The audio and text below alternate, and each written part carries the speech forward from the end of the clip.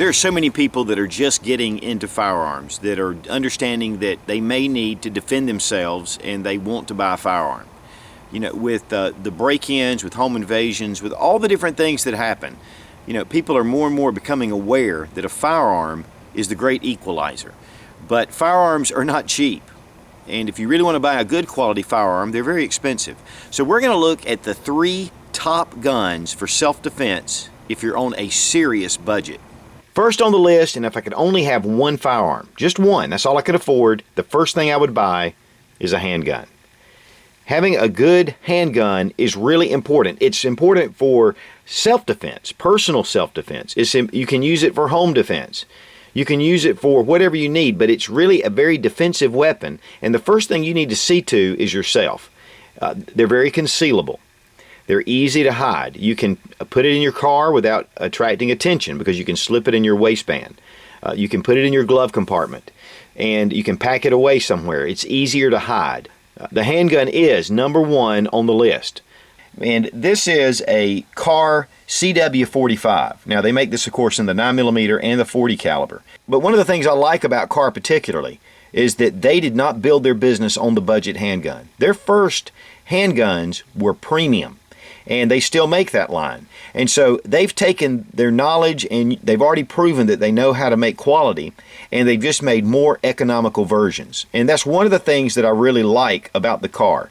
This CW45 is an excellent pistol, and it compares very well to the Glock 36. In fact, I did a comparison review on it. And to be honest with you, I think I favored the Car a little bit over the Model 36.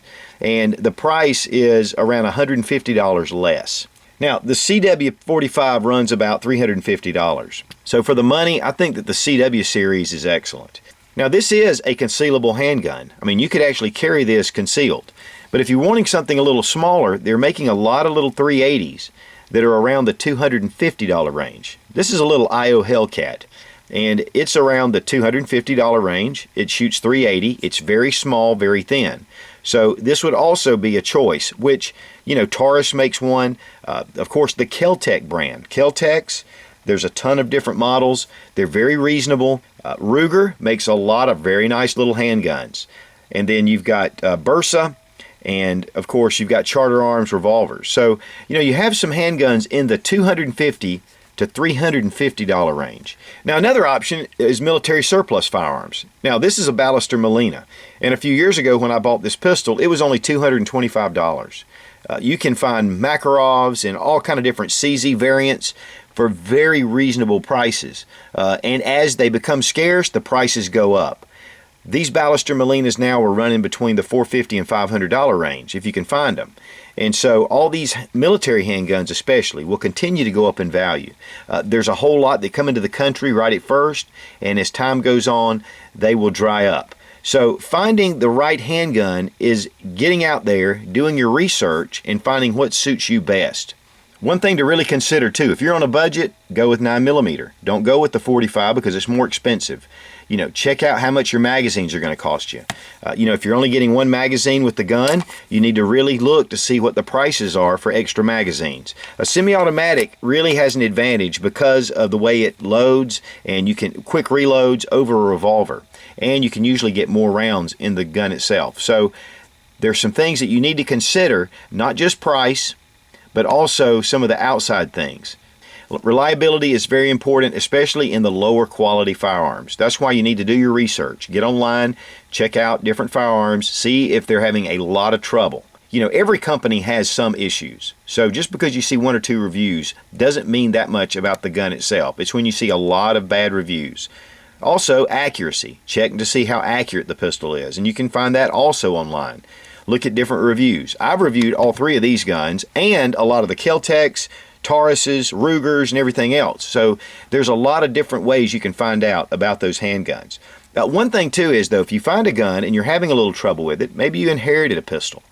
One of the things you can do there is to, you know, polish up the feed ramp a little bit, make sure that you have it lubricated well so that it will function well, and make sure you do good quality ammo.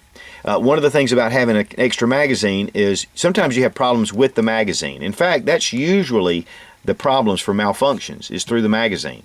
If you have two magazines, you're able to test to see if it's the magazine or the pistol.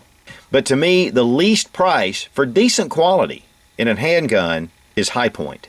They run about $160. Yes, they're ugly as sin, but they work, they function, they're reliable with ball ammo. So if you're really at the bottom of the barrel, you can spend just $160 and get yourself protected. The first handgun I ever bought was a Rossi Model 88. It was a stainless steel 38 Special. I loved that gun. I shot over 5,000 rounds through that pistol.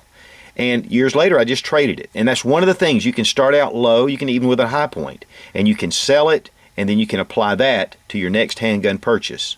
Next is the shotgun.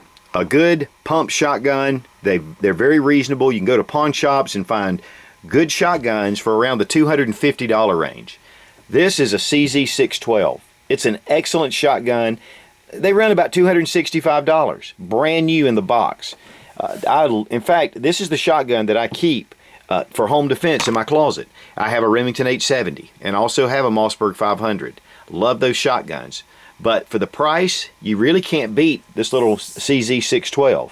Make sure that you read the reviews again on how they function, because you buy some shotguns that are really cheap and you may have some issues with them, and that's one of the things you don't want. But the reason why I really love the shotgun for number 2 is because it is the best home defense weapon that you can buy. You can defend your home easier with a 12 gauge shotgun, or if you just don't really like the recoil, maybe you're light framed or you're a female, you want to go with a 20 gauge. Now, one of the things I'll warn you about is when you are picking a shotgun is 12 gauge is going to be the most prolific. You're going to be able to find ammunition easier. 20 gauge is not too far behind, but 12 gauge is the most popular shotgun. If you're not careful, you go with a 410 or a 28 gauge or 16. Sometimes ammunition can be more difficult to find. Also, the good thing about a good pump shotgun is the barrels are interchangeable, and you can pull this barrel off, put a longer barrel on for hunting, throw your 18 or 20 inch barrel back on for self-defense, and it's almost like having two guns in one. But now, if your budget is bare bones, a good single shot shotgun will do. And you can typically find a good single shot shotgun for $100 or less. In fact, a friend of mine just bought some single shot shotguns for about $70 a piece. No, they're not fast. Yes, you just break it down, you shoot one shell, but the reloading can be done pretty quickly with a little bit of practice. And I'll tell you what, 12 gauge, even one at a time, is very devastating. But the one problem that we have here with a pistol and a shotgun only is that we only really have about 50 yards range, unless you put slugs in your shotgun, and then really 75 to max out 100. So really, you've got very limited range with these two firearms. But a good rifle is number 3. And it doesn't have to be an AR-15 or an AK-47 or even an SKS, because those firearms have become pretty expensive. If you're really on a budget, a good Mosin Nagant rifle, and these run $150. In fact, I paid $150 for this rifle. It's in almost new condition. In fact, I think this is in unissued. I doubt that it's even been fired. But for $150, what's going to happen with this, and the big advantage of having a rifle, is that again, with a shotgun or a pistol, you have very limited range. With a rifle like this, we were shooting 400 yards with rifles like these and hitting 8-inch steel. And they will go a lot farther than that. In fact, it's very comparable to a 30-06. To be honest with you, these rifles can hit out to 800 yards and beyond. So one of the things about a home defense situation, especially in SHTF, where law has really broken down, is that someone could get 100 yards from you with a .22 rifle and pin you down and your family. With a good rifle like this, you're able to answer and return fire. And a lot of these surplus rifles come with accessories. Here we have a little ammunition pouch, and not only ammunition pouch, but also in there is a cleaning kit and all the tools you need to be able to maintain your rifle. And also, of course, this was made to carry ammunition. And you can take stripper clips and take your ammo and put it down in here, and it gives you something to be able to carry your ammo on. You can slip that around your belt. And it also comes with a nice bayonet and sling. And what that does is it saves you money. This may not be the pouch you want, but it's a great pouch to start out with. With the sling already purchased, you don't have to buy all those things to go onto your rifle. In fact, In our preparedness group, one of the things that we did, I told everyone, because they weren't all gun guys there. Wasn't people with a lot of guns. They were just people that were concerned. And of course, first they bought their handgun, then they bought a shotgun or already had a shotgun. And I told everybody, I said, the next thing we need to buy is a good rifle. And we went up to my buddy at South Carolina Gun Company, and he carries a lot of Mosin Nagants and a lot of other surplus rifles. And we went up there and bought a bunch of his rifles, bought a bunch of ammunition together, which leads us to our next point.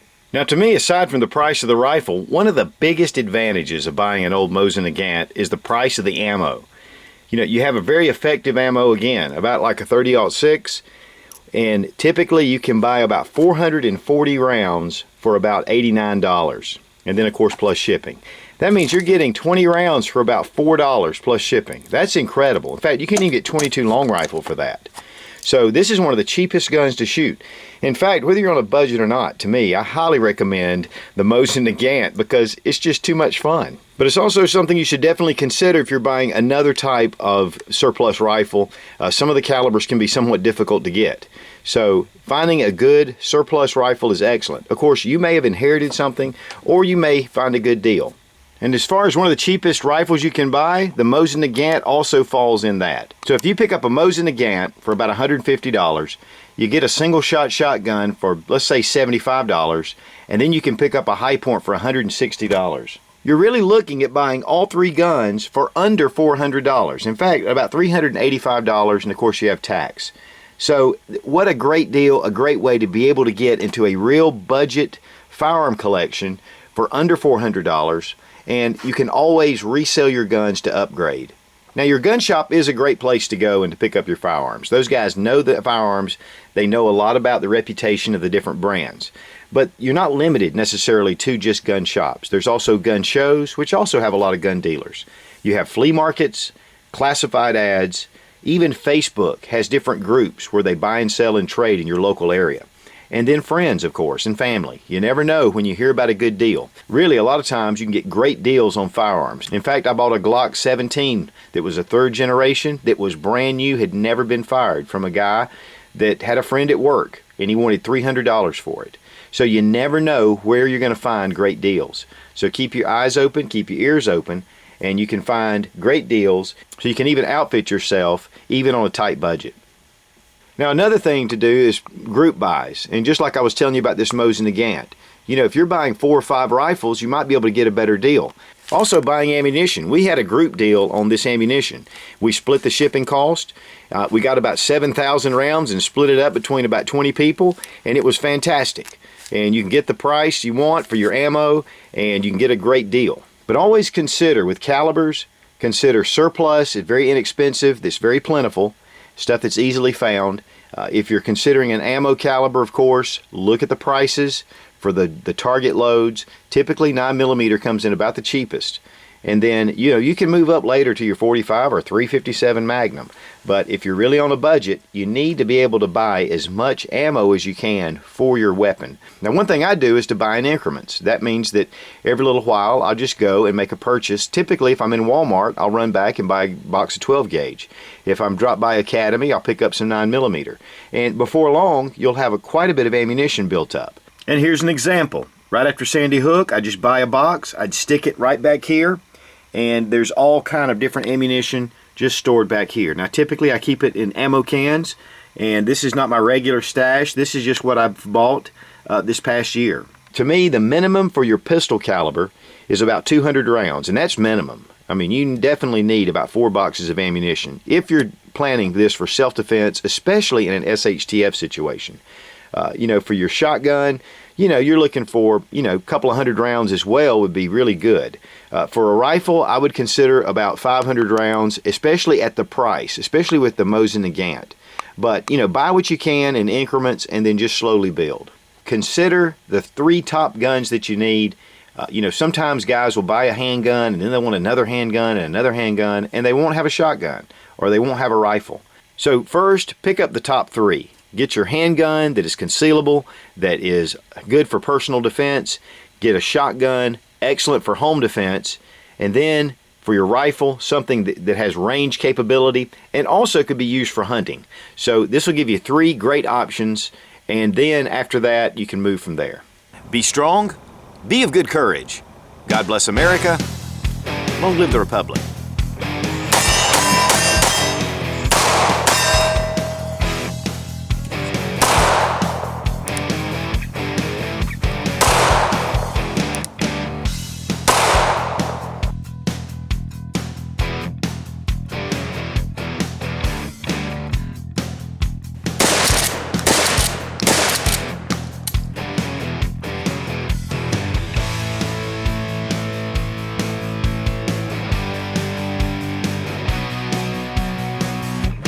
And then you have your range, and this gives you a lot of capacity. And so you're really looking at buying all 3 guns for under $300. Sorry you broke into my house. Let me help you up. Oh, whoops.